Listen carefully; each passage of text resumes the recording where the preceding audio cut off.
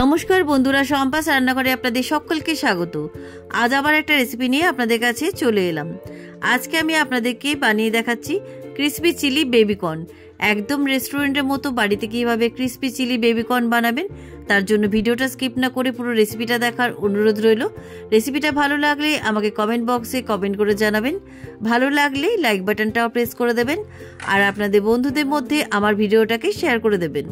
আর আমার নতুন বন্ধুদের কাছে অনুরোধ, আমার চ্যানেলটাকে সাবস্ক্রাইব করে পাশে থাকবেন। আর আমার চ্যানেলে নতুন নতুন রেসিপি দেখার জন্য পাশে থাকা ছোট্ট বেল আইকনটাও প্রেস করে দেবেন। চলুন আর কথা না বাড়ি, কীভাবে আজকে ক্রিসপি চিলি বেবিকর্ন বানাবেন রেসিপিটা দেখে নেওয়া যাক। ক্রিসপি চিলি বেবিকর্ন রেসিপির জন্য আমি এখানে 500 গ্রাম বেবিকর্ন নিয়েছি, আর নিয়েছি একটা সবুজ ক্যাপসিকাম, আর নিয়েছি একটা রেড বেল পেপার, আর নিয়েছি একটা ইয়েলো বেল পেপার, আর নিয়েছি কিছু কাঁচা লঙ্কা, আর নিয়েছি একটা পেঁয়াজ। আমি এখানে রেড বেল পেপার আর ইয়েলো বেল পেপার নিয়েছি, আপনারা শুধু গ্রিন ক্যাপসিকাম দিয়ে রেসিপিটা বানাতে পারেন। এবার এই সমস্ত সবজিগুলোকে আমি কেটে নিচ্ছি। প্রথমেই আমি বেবিকর্নগুলোকে কেটে নিচ্ছি। বেবিকর্নগুলোকে আমি একটু তেঁচড়া করে কাটছি, মানে আড়াআড়ি করে কেটে নিচ্ছি। আপনারা এখানে গোল গোল করেও কেটে নিতে পারেন, দেখতে সুন্দর লাগার জন্য আমি এরকম তেঁচড়া করে কেটে নিচ্ছি।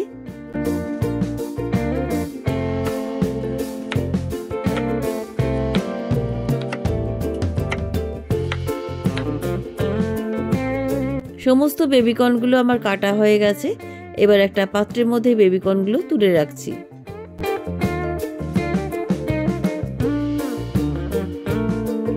বেবিকর্নগুলো কাটার পর খুব ভালো করে ধুয়ে নিয়েছি। এবার এই বেবিকর্নের মধ্যে আমি দিয়ে দিচ্ছি পরিমাণ মতো লবণ, আর দিয়ে দিচ্ছি হাফ চামচ ঝাল লঙ্কার গুঁড়ো, আর দিয়ে দিচ্ছি হাফ চামচ গোলমরিচ গুঁড়ো। এবার আমি এর মধ্যে দিয়ে দিচ্ছি 1 চামচ আদা বাটা, আর দিয়ে দিচ্ছি 1 চামচ রসুন বাটা। এবার এই সমস্ত উপকরণ বেবিকর্নের মধ্যে খুব ভালো করে মাখিয়ে নিচ্ছি। সমস্ত মশলাগুলো বেবিকর্নের মধ্যে ভালো করে মাখিয়ে নেওয়ার পর আমি এর মধ্যে দিয়ে দিচ্ছি 3 টেবিল চামচ কর্নফ্লাওয়ার, আর দিয়ে দিচ্ছি এর মধ্যে 1 টেবিল চামচ চালের গুঁড়ি। কর্নফ্লাওয়ার আর চালের গুঁড়ি বেবিকর্নের মধ্যে আলতো হাতে খুব ভালো করে মাখিয়ে নিচ্ছি। বেবিকর্নের মধ্যে কর্নফ্লাওয়ার আর চালের গুঁড়ি খুব ভালো করে মাখিয়ে নিয়েছি। এবারে এটাকে 10 মিনিট ম্যারিনেট করে রেখে দিচ্ছি। ততক্ষণে আমি বাকি সবজিগুলো কেটে নিচ্ছি। প্রথমে আমি গ্রিন ক্যাপসিকামটা নিয়ে নিলাম, অর্ধেকটা আমি নিলাম, খুব পুরোটা আমার লাগবে না। এবার এই অর্ধেকটা ক্যাপসিকাম আমি কি করে কাটছি আপনাদের দেখিয়ে দিচ্ছি। প্রথমে লম্বা লম্বি করে কেটে নিয়ে এবার আমি এভাবে 3 কোনা করে কেটে নিচ্ছি। একদম রেস্টুরেন্টে যেমন কাটে সেভাবে কেটে নিচ্ছি, আপনারা চৌকো করেও কেটে নিতে পারেন। দেখুন এভাবে আমি 3 কোনা করে ক্যাপসিকামটাকে কেটে নিচ্ছি। গ্রিন ক্যাপসিকামটা আমার কাটা হয়ে গেছে। এবার আমি ইয়েলো বেল পেপারটা কেটে নিচ্ছি। ইয়েলো বেল পেপারটাও আমি অর্ধেকটা নিচ্ছি, পুরোটা লাগবে না। ইয়েলো বেল পেপারটাও আমি গ্রিন ক্যাপসিকামের মতনই ওইভাবেই আমি ত্রিকোণা করে কেটে নিচ্ছি।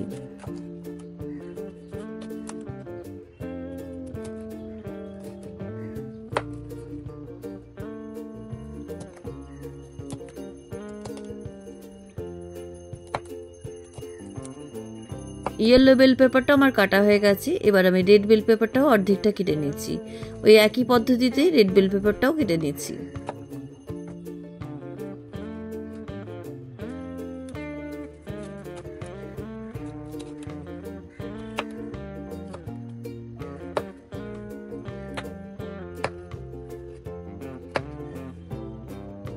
ওই একই পদ্ধতিতে রেড বেল পেপারটাও আমি কেটে নিয়েছি। এবার আমি পেঁয়াজটাকে কেটে নিচ্ছি।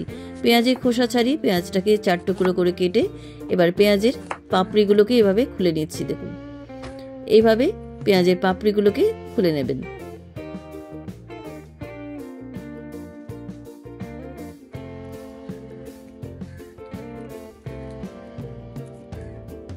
পেঁয়াজের পাপড়িগুলোকে আমি খুলে নিলাম। এবার আমি কাঁচা লঙ্কাগুলোকে কেটে নিচ্ছি। কাঁচা লঙ্কাগুলোকে ভালো করে ধুয়ে নিয়েছি। এবার আমি কাঁচা লঙ্কাগুলোকে একটু তেঁচড়া করে কেটে নিচ্ছি। একদম রেস্টুরেন্টে যেমন কাটে সেভাবে আমি কাটছি, আপনারা চাইলে কাঁচা লঙ্কাগুলোকে কুচিয়েও নিতে পারেন। ক্যাপসিকাম, বেল পেপারস, পেঁয়াজ আর কাঁচা লঙ্কাগুলোকে একদম রেস্টুরেন্টের মতো কেটে নিয়েছি। আর নিয়েছি আদা কুচি, আদাটাকে আগে থেকে খুব মিহি করে কুচিয়ে রেখেছি। আর নিয়েছি রসুন কুচি, রসুনটাকে খুব মিহি করে কুচিয়ে রেখেছি। এবার এই সমস্ত সবজিগুলোকে সাইডে রেখে দিয়ে রান্নাটা শুরু করছি। রান্নাটা শুরু করার জন্য ইন্ডাকশনে একটা কড়াই বসিয়ে দিলাম। কড়াইয়ের মধ্যে আমি বেবিকর্নগুলো ভাজার জন্য পরিমাণ মতো সাদা তেল দিচ্ছি। এই রান্নাটা অবশ্যই কিন্তু সাদা তেল দিয়ে করবেন।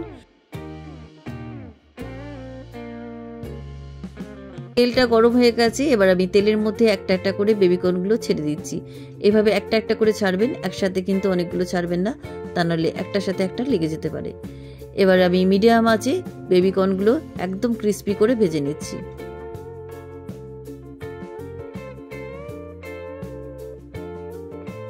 প্রথম ব্যাচে বেবিকর্নগুলো আমার ভাজা হয়ে গেছে, দেখুন একদম ক্রিস্পি গোল্ডেন ব্রাউন করে ভেজে নিয়েছি।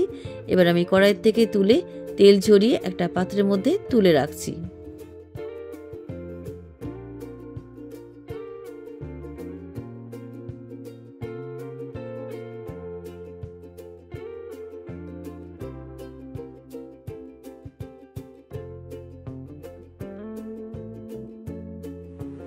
আওয়াজ শুনেই বুঝতে পাচ্ছেন বেবিকর্নগুলো কতটা ক্রিস্পি হয়েছে। বাকি বেবিকর্নগুলো ভেজে নিচ্ছি।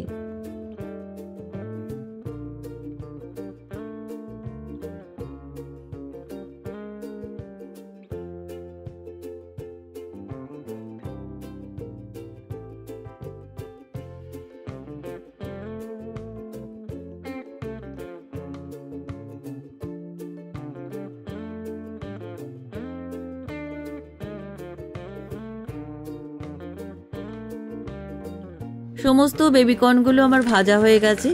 এবার এই বেবিকর্ন ভাজা কড়াইটা সরিয়ে ইন্ডাকশানে আমি একটা ফ্রাই প্যান বসিয়ে দিলাম। ফ্রাই প্যানটা গরম হয়ে যাওয়ার পর ওই বেবিকর্ন ভাজা তেলের থেকেই আমি 2 টেবিল চামচ তেল দিয়ে দিলাম। তেলটা গরম হয়ে গেছে, এবারে তেলের মধ্যে আমি রসুন কুচিগুলো দিয়ে দিচ্ছি। আমি এখানে 20 কোয়া রসুন নিয়েছি। রসুন কুচিগুলো আমি হাই ফ্লেমে 30 সেকেন্ড ভেজে নিচ্ছি।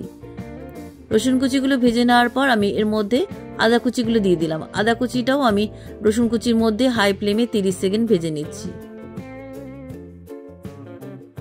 তেলের মধ্যে আদা রসুন কুচি হাই ফ্লেমে 30 সেকেন্ড ভেজে নেওয়ার পর আমি প্রথমে এর মধ্যে পেঁয়াজ কুচিগুলো দিয়ে দিলাম। এবার আমি ক্যাপসিকাম আর বেল পেপারসগুলো দিয়ে দিলাম। এবার আমি কাঁচা লঙ্কা কুচিগুলো দিয়ে দিলাম। এবার এই সমস্ত সবজিগুলো আমি হাই ফ্লেমে 1 মিনিট ভেজে নিচ্ছি। সমস্ত সবজিগুলো হাই ফ্লেমে 1 মিনিট ভেজে নেওয়ার পর আমি এর মধ্যে দিয়ে দিচ্ছি 2 টেবিল চামচ টমেটো সস, আর দিয়ে দিচ্ছি এর মধ্যে 2 টেবিল চামচ সেজওয়ান সস, আর দিয়ে দিচ্ছি এর মধ্যে 1 টেবিল চামচ ডার্ক সয়া সস। এবার আমি এর মধ্যে দিয়ে দিচ্ছি 1 টেবিল চামচ হোয়াইট ভিনেগার। আপনাদের কাছে ওয়েস্টার সস থাকলে সেটাও আপনারা এখানে দিতে পারেন। এবার এই সমস্ত সসগুলো সবজির মধ্যে ভালো করে মিশিয়ে দিচ্ছি।